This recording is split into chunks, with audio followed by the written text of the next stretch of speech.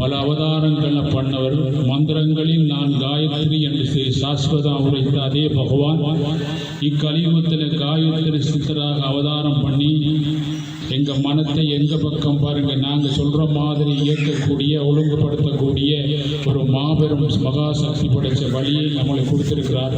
பரந்தாமன் சன்னதிக்கு வாராய் நெஞ்சே.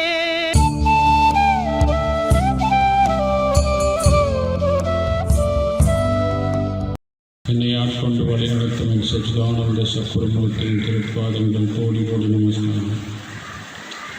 அன்பான பக்தர்களே, இன்று குருவாரம் வியாழக்கிழமை, மிக முக்கியமான ஒரு நாள். அதாவது வருகின்ற 17ஆம் தேதி புனித பௌர்ணமி.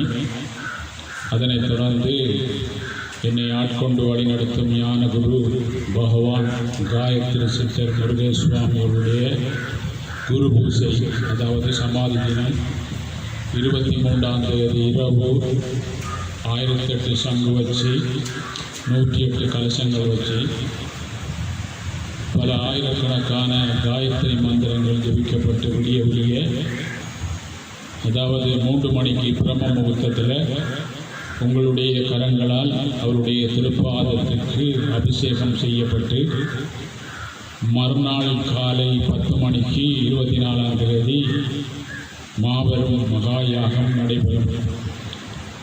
அதனைத் தொடர்ந்து அன்னதானம் உபதேசங்கள் கேட்டு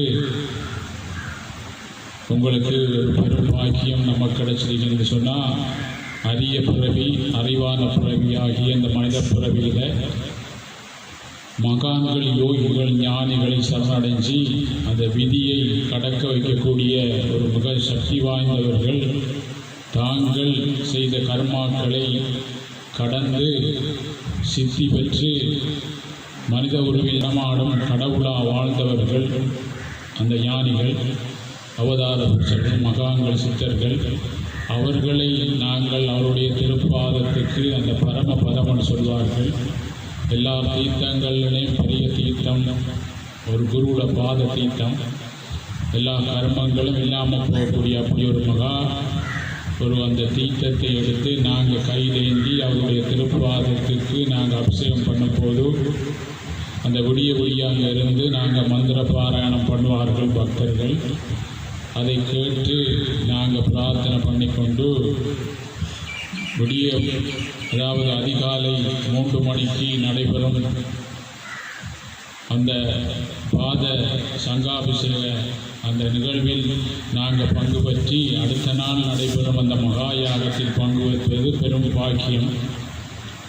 அப்படி ஒரு பெரிய ஒரு பெரும் பாக்கியம் நமக்கு இம்மண்ணிலே இப்பிறவிலே நம்ம கலியுகத்தில் நம்ம கிடைச்சிருக்கேன்னு சொன்னால், காடு மலைகளில் அவர்கள் போய் தேடி வந்த அந்த சக்தியை எந்த சுயநலமும் பாராமல் ஆங்காங்கே எங்களுக்கு பக்கத்தில் யோகாசிரமங்கள் அமைச்சு அதை இடைவிடாமல் இந்த மக்களுக்கு அந்த அவங்க பெற்ற அந்த ஞானத்தை, அந்த அறிவை, தான் பெற்ற இன்பம் பெருக வையகம்னு சொல்லி தான் காடு மலைகளில் போய் தங்களை புரிஞ்சு தவம் பண்ணி பெற்ற அந்த மகா சக்தியை எந்த எதிர்பார்ப்பும் இல்லாமல் கொடுத்து போட்டு எம்டியாக போனார்கள்.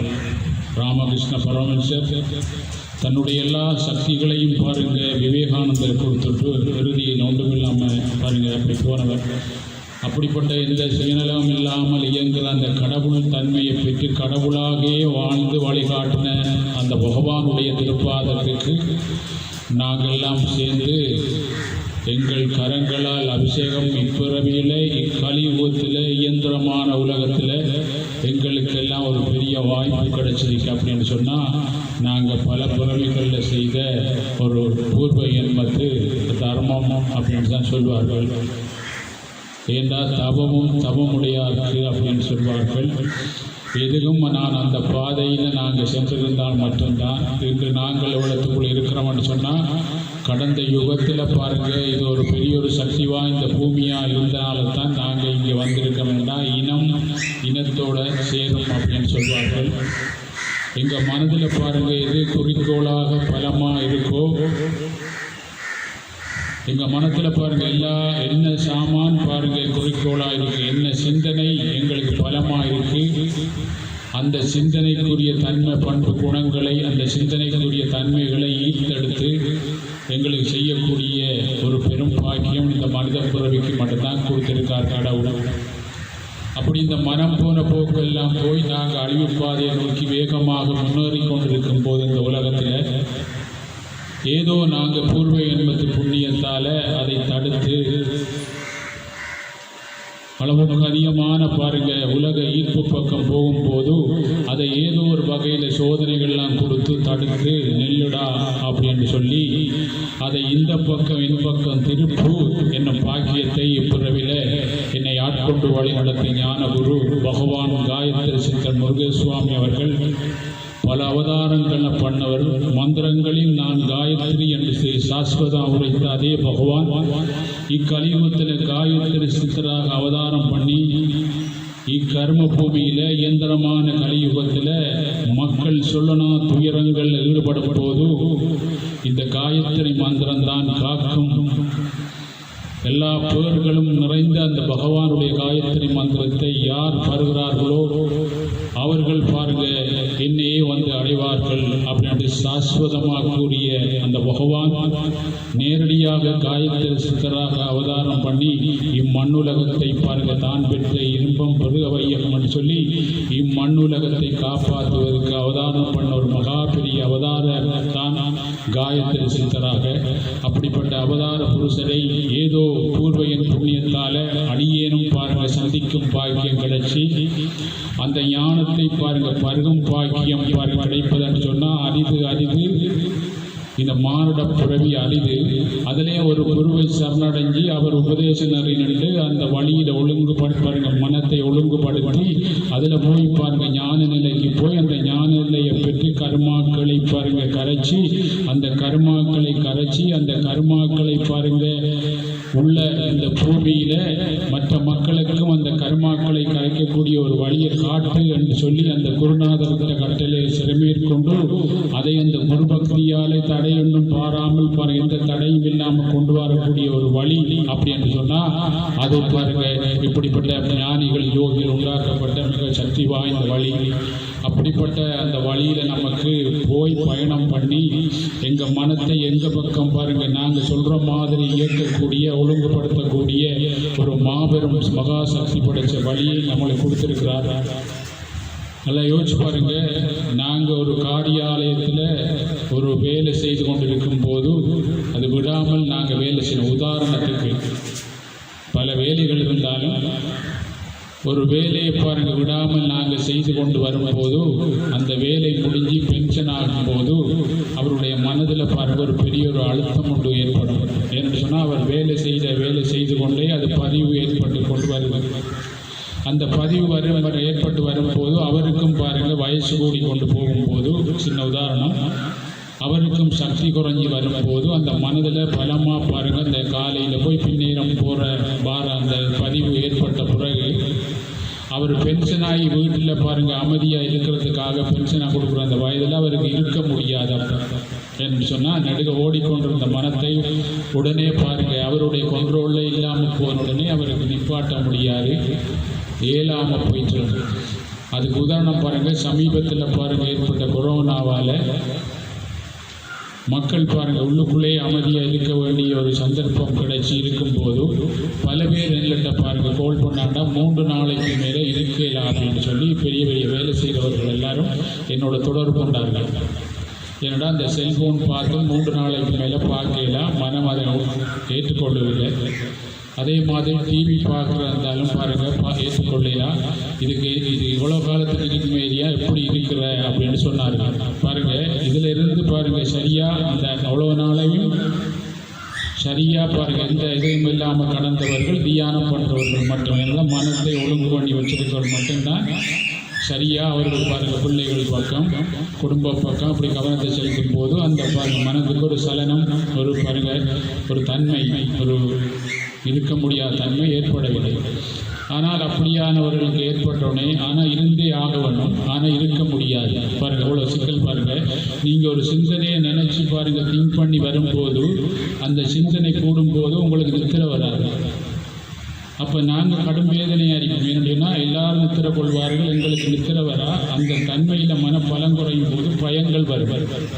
அப்போ தான் பாருங்கள் ஆவிகளோட சேட்டை ஏற்பட்டு எங்களை காதுக்குள்ள பாருங்கள் நீ இன்னும் செய் தற்கொலை பண்ணு என்று சொல்கிற அளவுக்கு மனம் பலகீனமாக்கி போட்டு வந்தாங்க.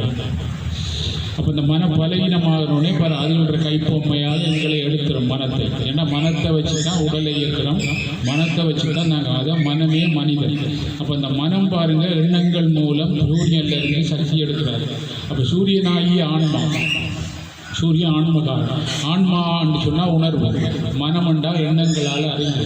அப்போ இந்த எண்ணங்கள் மூலம் பாருங்கள் அந்த சக்தியை எடுத்து அவர் வளர்க்கும் போது அது நல்ல சக்தியோ பாருங்கள் கூடாத சக்தியோ அவனுக்குரிய செயலுக்குரிய பலன் கிடைக்கும் அப்படின்னு சொல்லித்தான் திணை விதைச்சவன் திணை அறுப்பான், வினை விதைச்சவன் வினை அறுப்பான். ஏனென்றால் இந்த மனம் பாருங்கள் ஒரு நிலம் மாதிரி.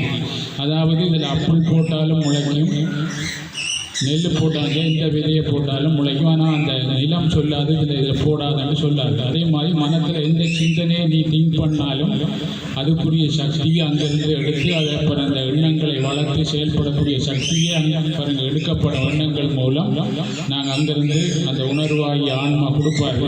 அதுதான் பகவான் சொல்கிறாரு, உன்னுடைய செயலுக்குரிய பாருங்கள் எல்லாத்தையும் பாருங்கள் சக்தியை நான் தர்றேன், அந்த செயலுக்குரிய பலன் உனக்கு தான், எனக்கு ஒன்றுமே இல்லை அப்படின்னு சொல்கிறாரு. அப்போ அந்த செயலுக்குரிய பாருங்கள் அந்த செயலுக்குரிய பலன் எங்களுக்கு அந்த கிடைக்கும் போது அது சரியான பலனாக இருந்தால் பாருங்கள் சந்தோஷப்படுவோம், அது சரியில்லாட்டி நாங்கள் துக்கப்படுறோம். இந்த விஷயத்தை நாங்கள் எங்கள் உடல் மூலம்தான் அறிவோம். இந்த மனத்தில் பாருங்கள் சீர் பண்ண முடியாத அளவுக்கு வரும்போது பாருங்கள் எங்களுக்கு அந்த அன்றாட கடமைகள் வந்து இரவில் உறக்கம் இருந்து வெளியில் கடமைகள் பாருங்கள் செய்ய முடியாத அளவுக்கு நாங்கள் போகிறோம். எந்த கடமையும் செய்ய முடியாத அளவுக்கு போகும்போது ஏதோ ஒரு பூர்வ புண்ணியத்தால் இப்படி ஒரு விஷயம் வரும்போது பாருங்கள் அந்த கர்மாக்களை கடப்பதற்கு இப்படி நாங்கள் வந்து அந்த குரு சொல்கிற வழியில் நாங்கள் கவனிக்கும் போது எங்களுக்கு பாருங்கள் அதிலிருந்து பாருங்கள் கர்மாக்கள் கரைக்கப்பட்டு நாங்கள் அந்த கர்மாத்திலிருந்து ரிலீஸ் ஆகின உடனே எங்களுடைய கடமையை நாங்கள் சரியாக செய்யக்கூடிய ஒரு வழியும் கிடைக்கிது, நாங்கள் நினைச்சது கிடைக்கக்கூடிய ஒரு வழியும் நமக்கு கிடைக்கிறது. இதிலிருந்து நமக்கு தெரிந்து பாருங்கள் இப்படிப்பட்ட மகான்கள் யோகிகள் ஞானிகள் எல்லாம் பாருங்கள் அடிக்கடி வந்தார்கள் என்றால் அடிக்கடி உலகத்தில் இப்படிப்பட்ட கர்மாக்கள் கூடும்போது தர்மம் குறையும் போது கர்மம் பாருங்கள் பாவம் கூடும்போது உலகத்தில் பாருங்கள் சமநிலை குறையும் போது நான் அடிக்கடி அவதானம் பண்ணுவேன் அப்படின்னு சொல்லியார். எப்படி அவதானம் பண்ணுவார்னு சொன்னால் அந்த உருவத்துக்கு ஏற்ற மாதிரி எதை கண்டா பற்றி பிடிப்பார்களோ எந்த வழியில் போனால் அவர்கள் வருவார்கள்னு அந்த உருவத்தோடு தான் அவர் அவதானம் பண்ணி அவர் கொடுக்குற அந்த நோட்ஸை பாருங்கள் எடுக்கும் போது ரிலீஸ் ஆகிறோம்னு சொன்னால் அவர் தான் பார்த்திருக்கிறார் அப்படின்னு சொல்லி நமக்கு தெரியும். அதில் யோசிச்சு பாருங்க, நாங்கள் இந்த மாஸ்டர் எங்கேருந்து வந்தவர் பரம்பரையாக வந்தாரோ என்ன சாதி என்ன தன்மண்டு பார்த்தோம்னா பாஸ் பண்ண மாட்டோம். அவர் கொடுக்குற நோட்ஸை மட்டும் எடுத்தால் மட்டும்தான் நாங்கள் பாஸ் பண்ணுவோம். ஏன்னா அந்த நோட்ஸ் தான் எங்களை பாஸ் பண்ண வைக்கிற. அந்த நோட்ஸை பாருங்கள் செய்யக்கூடிய மனநிலையை உண்டாக்கக்கூடிய அந்த தன்மை எங்களுக்கு இருந்தால் மட்டும்தான் அதிலிருந்து நாங்கள் வெளியே வரலாம் என்ற உண்மையை அணுவணுவாக பாருங்கள் எல்லாத்தையும் ஆய்வு பண்ணி எங்களுக்கு எந்தெந்த முறையில் மிக இலகுவாக கொடுக்க முடியுமோ அந்த முறையில் இலகுவாக கொடுத்தவர் தான் என்னை ஆட்கொண்டு வழி நடத்தும் ஞான குரு. ஏனென்றால் இக்கலியுகத்தில் பலதரப்பட்ட பாருங்கள் விடயங்களை கொண்ட இந்த பூமியில் பலதரப்பட்ட குணங்களை கொண்ட பல நிறங்களை கொண்ட பல தரப்பட்ட தன்மைகளை ஈர்க்கக்கூடிய மனநிலை கொண்ட காலம்தான் கலியுகத்தில் காலம். என்ன மனப்பலம் குறைஞ்ச காலம். அப்போ எல்லோரும் பாருங்கள் அந்த தபோ நிலையில் போய் செய்ய மாட்டார்கள் என்று தான் அவர்கள் சரியை கிரிய யோகம் ஞானங்களை கொண்டு வந்தார்கள் ஒரு படிகளாக ஸ்கூல் மாதிரி. அப்போ எங்களுக்கு பாருங்கள் பகவான் பாருங்கள் பூசை மூலம் செய்து காயத்ரி யபம் பண்ணி பாருங்கள் யாகங்கள் ஜக்கங்கள் செய்ய வச்சு பாருங்கள் உபதேசங்கள் பண்ண வச்சு தானங்கள் செய்ய வச்சு இப்படிப்பட்ட விஷயங்கள் மூலம் நாங்கள் ஈர்க்கும் போது எங்களுடைய மனங்கள் பாருங்கள் கவனத்தை இதில் செலுத்தும் போது கர்மாக்கள் எங்களுக்கு தெரியாமலே பாருங்கள் கதைக்கப்படும் என்ற உண்மையை பாருங்கள் கொண்டு வந்து உலகத்திற்கு விடாமல் வழிகாட்டின அந்த பகவானுடைய பாருங்கள் குரு பூசையில் பங்கு பெற்றோன்னா அவ்வளோ பெரும் பாக்கியம். நல்லா யோசிச்சு பாருங்க. அரிய பிறவி நம்மளோட பிறவி அப்படின்னா அறிவான ஒரு பிறவி நம்மளுக்கு கிடைச்சிருக்கும், மனித பிறவி. அப்படி பாருங்க, அந்த ஒழுங்கு பண்ண முடியாத அளவில் எனக்கு கோல் எடுக்கும் போது பாருங்க, நாங்கள் பிரார்த்தனை பண்ணுறவர்கள் அப்படின்னா அவர்களுக்கு இங்கே இப்படி செய்யுங்க அப்படின்னு சொல்லலாம். ஆனால் அப்படி அதிகமாக என்னோட பாருங்க தொடர்பு கொண்டவர்கள் எல்லாம் இதுகளுக்கும் அதுக்கும் சம்பந்தம் இல்லாதவர்கள். அப்போ அவர்களுக்கு என்ன, அவர்கள் வழியில் போய் பாருங்க தோட்டங்கள் செய்யுங்க, அப்புறம் உங்களுக்கு பிடிச்ச புரியான விஷயங்களை வழிகாட்டி அவர்களை ஒரு 7 நாளைக்குள்ள பாருங்க வெளியே கொண்டு வந்த பிறகு தான் அவங்க பாருங்க வீட்டில் சரியாக இருந்தார்கள். எல்லோரும் அந்த நிலைக்கு இல்லாத. அப்போ இந்த விஷயங்களை பாருங்க எல்லோருக்கும் பாருங்க ஒரே விதமான பாருங்க என்ன செய்ய லட்ச பண்ணலாம். இதே ஒரே மாதிரி உபதேசங்கள் கொடுத்து இதைத்தான் நீங்கள் செய்யணும் என்று செய்ய முடியாது.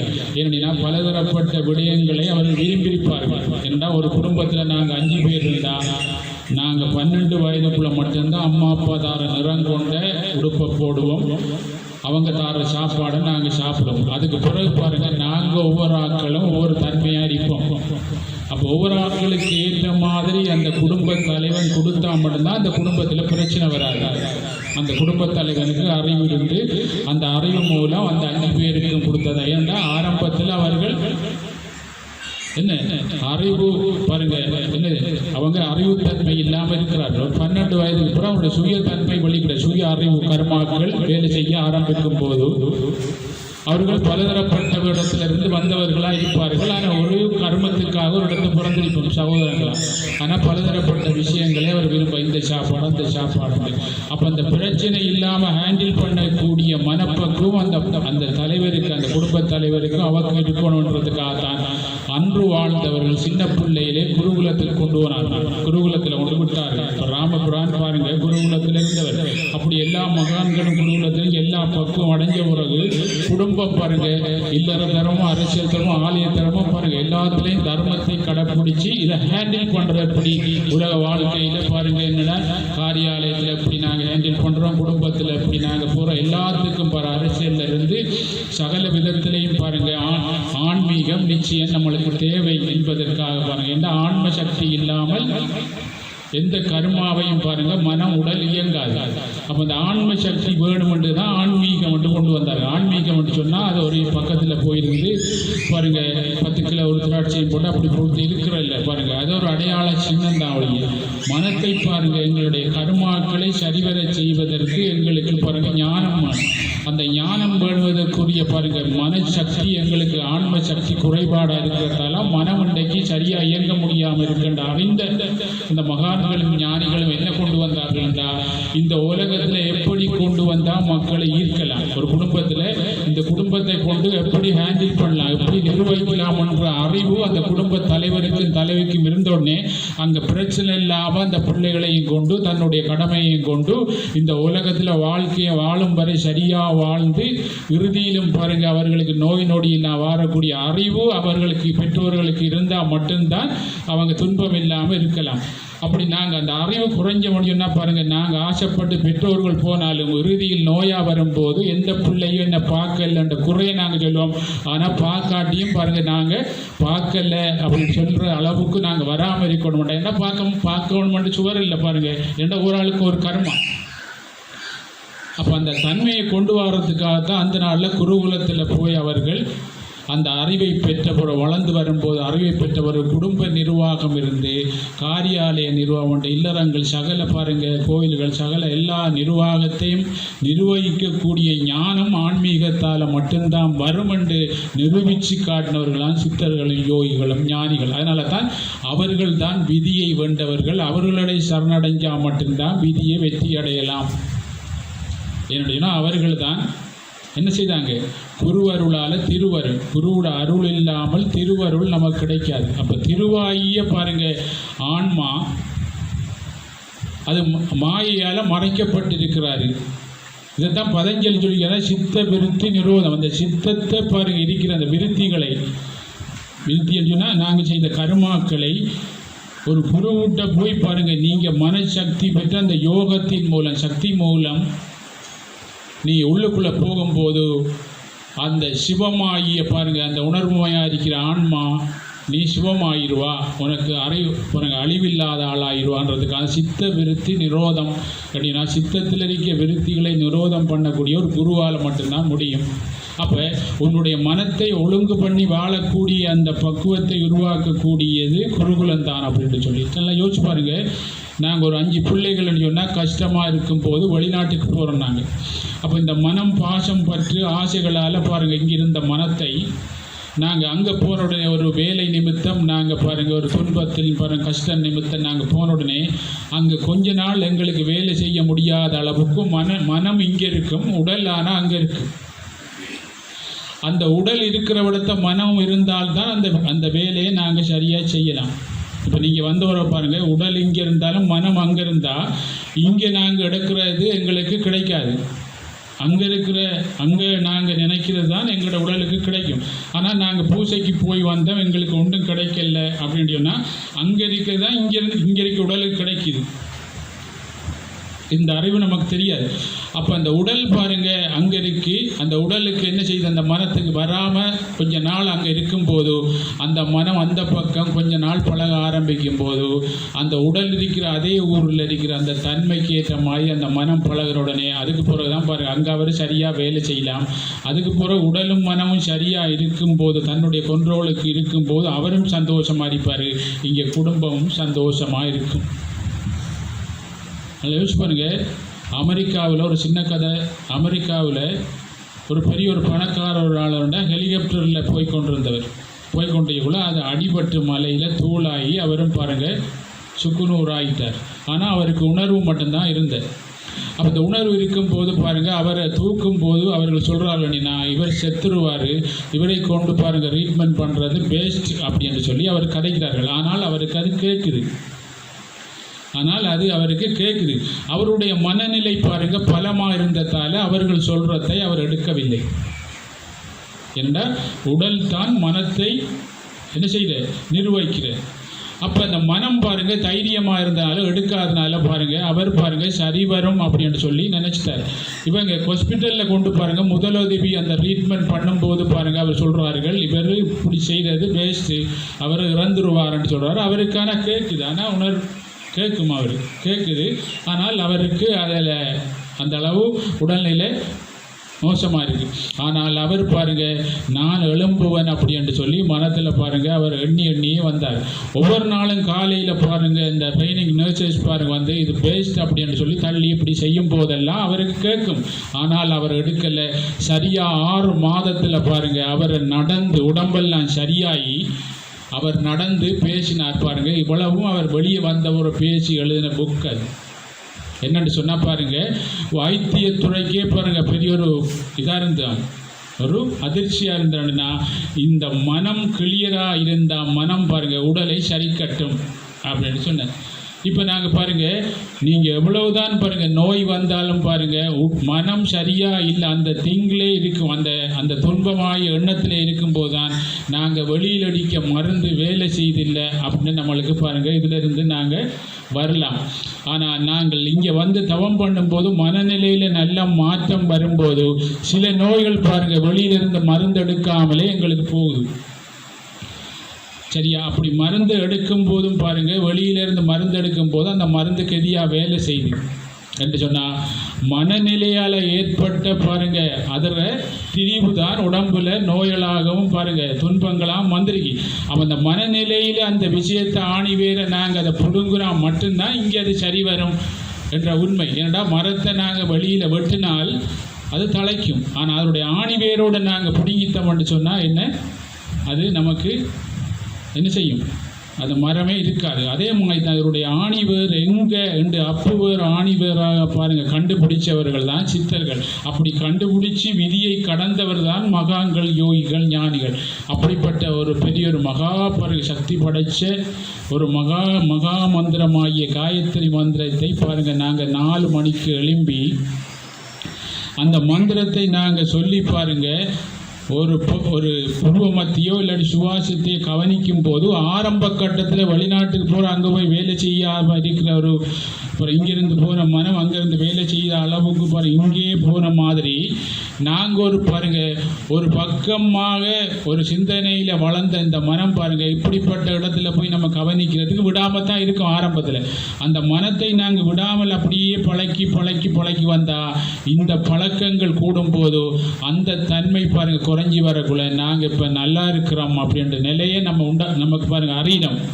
இப்போ நாங்கள் நல்லா இருக்கிறோம் அப்படின்னா எந்த உலகத்தில் இந்த கர்ம பூவியில் எந்த வேலை நாங்கள் செய்யும் போதும் என்னடினா மிக கஷ்டப்பட்டு தான் நாங்கள் செய்கிறோம். ஏன்னு சொன்னால் அதை கஷ்டம் அப்படி என்று சொல்லி நாங்கள் எண்றதால தான் அந்த நிலை வருது என்று சொன்னால் அந்த மனம் சலிச்சு இது சரியில்லை என்று எண்ணும் போது தான் அதுவும் எங்களுக்கு துன்பமாக தெரியுது. ஏன்னா வாழ்க்கையில் நாங்கள் இன்பத்தை மட்டும் இந்த மனம் டேஸ்ட் என்று எண்றதால தான் இன்பம் வரும்போது நாங்கள் சந்தோஷமா இருக்கோம்.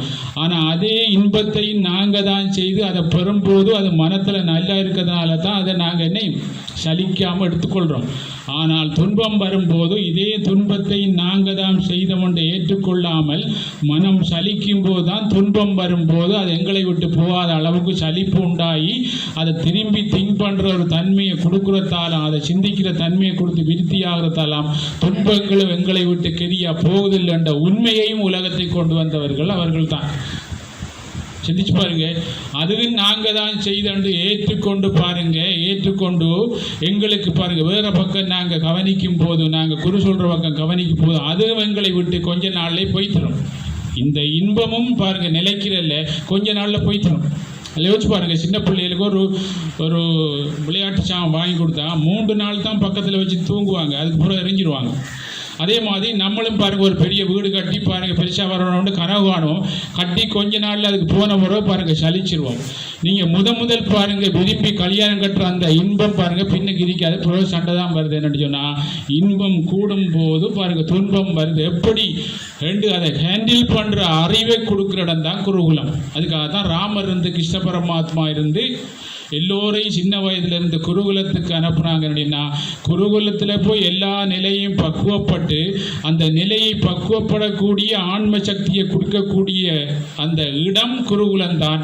அதை நீ பெற்று நாங்கள் பாடசாலையில் போய் 7 பாஸ் பண்ணி பல்கலைக்கழகம் போய் பெற்று வந்த பிறகு நாங்கள் வேலைக்கு போய் சந்தோஷமாக இருக்கிற மாதிரி குருகுலத்தில் போய் இந்த சக்தியை குருகுல பக்தி மூலம் பெற்ற பிறகு நீ உலகத்தில் குடும்ப வாழ்க்கை இருந்து உன்னுடைய காரியாலயம் இருந்து வேலையிலிருந்து உலகத்தில் வார எதிர்மறையான நோய்கள் இருந்து எல்லா தாக்கங்கள்ல இருந்து நீ விடுபடுவதற்குரிய ஞானம்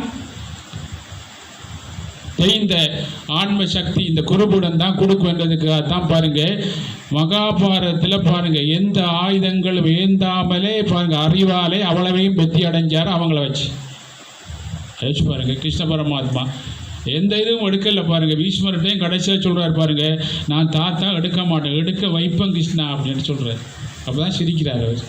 யோசிச்சு கடைசி அப்போ அறிவால தான் இந்த ஞானத்தால் மட்டும்தான் எல்லாத்தையும் ஹேண்டில் பண்ணக்கூடிய வழி இருக்குன்னு வாழ்ந்து காட்டினார் கர்மயோகியா கிருஷ்ண பரமாத்மா. ஏன்னா எதையும் எடுக்காமலே இவங்களை வச்சு எல்லாத்தையும் கண்டுபிடிச்சி பெல்ல வச்சுட்டாரு. அங்கே வெண்டு அவர்கள் இல்லை, கிருஷ்ணன் தான் வெண்டவன். யோசிச்சு என்னத்தால வேண்டாம், அறிவால மாட்டான், எதுவும் தூக்கம் இல்லை அவன்.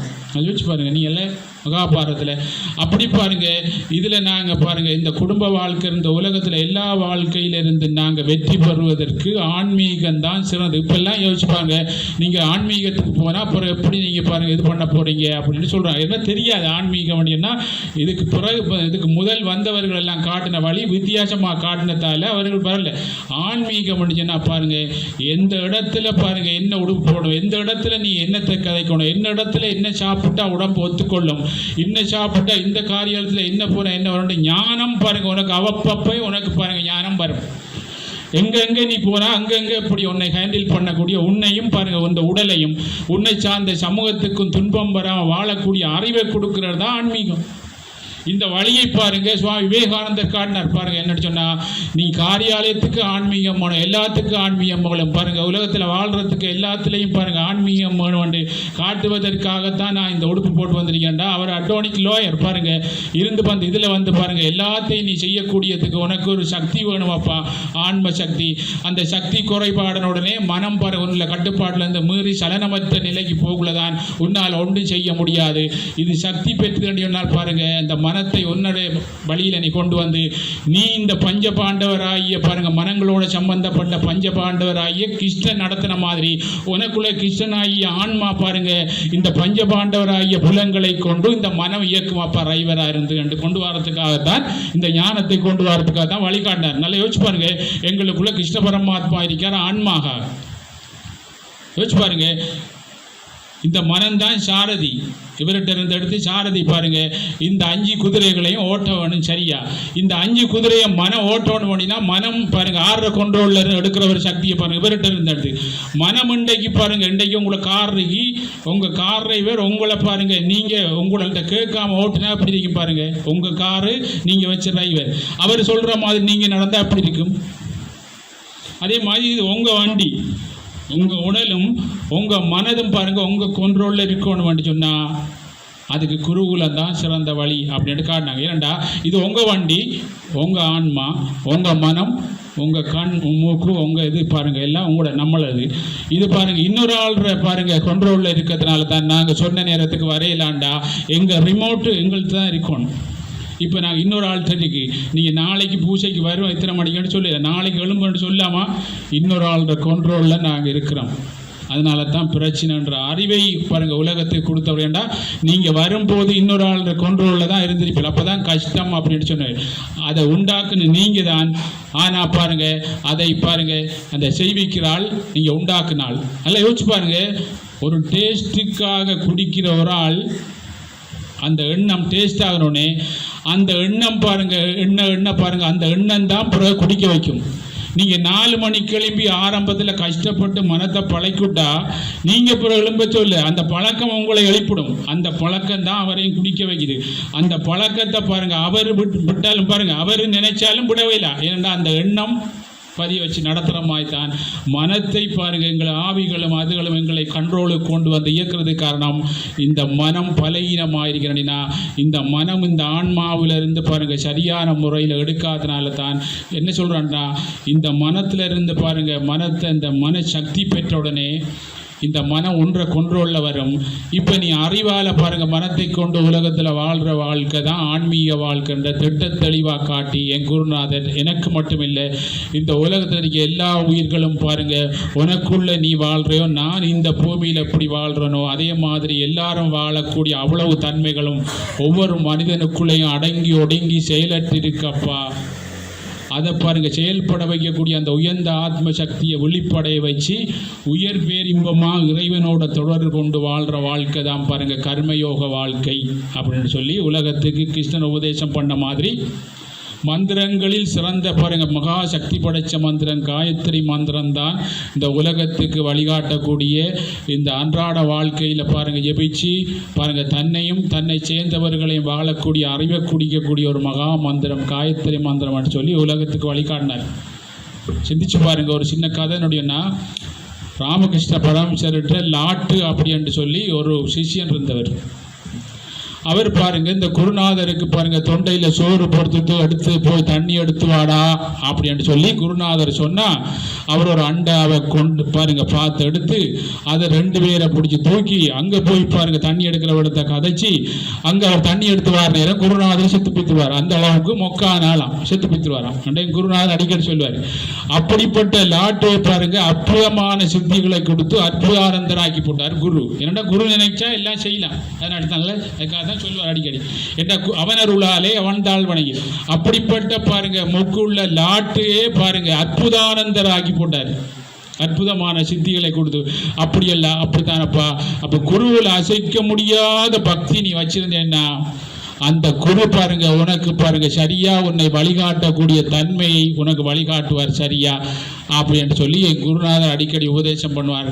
அப்படிப்பட்ட ஒரு வழியில் போகிறதுக்கு வருகின்ற பாருங்க 17ஆம் தேதி புனித பௌர்ணமி, அதனை தொடர்ந்து பாருங்க 23ஆம் தேதி ஸ்ரீ ஆத்மஞான பீடம் பாலமுனையில் அமைச்சிருக்க மண்டூர் பாலமுனையில் அமைந்திருக்கிற பாருங்க அந்த மெயின் ரோட்டில் அமைஞ்சிருக்க ஆத்மஞான பீடத்தில் 23ஆம் தேதி இரவு பாருங்க 1008 சங்கு வச்சு 108 கலசங்கள் வச்சு விடிய விடிய பல ஆயிரக்கணக்கான காயத்ரி மந்திரம் ஜபிக்கப்பட்டு பக்தர்களால் அதிகாலை பாருங்க 2:50 3 மணிக்கு ஆரம்பிச்சு விடிய விடிய பாருங்க பக்தர்களை காலையில பிரம்ம முகூர்த்தத்திலிருந்து அவருடைய திருப்பாதத்துக்கு எங்கட கரங்களால் அபிஷேகம் செய்யப்பட்டு மறுநாள் 24ஆம் தேதி 10 மணிக்கு மகா யாகம் நடைபெறும்.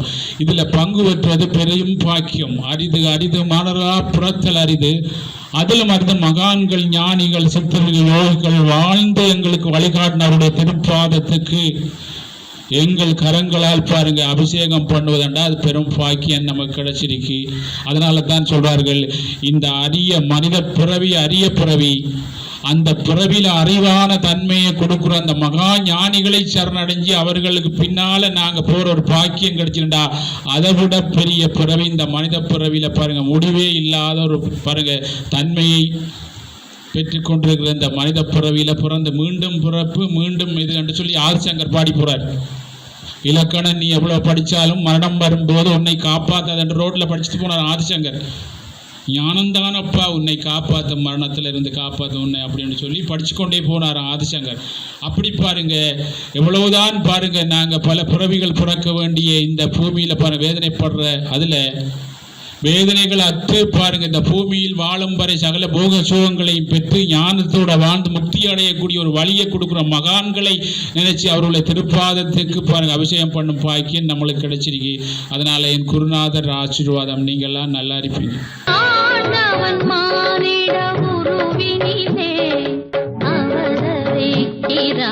உலகினிலே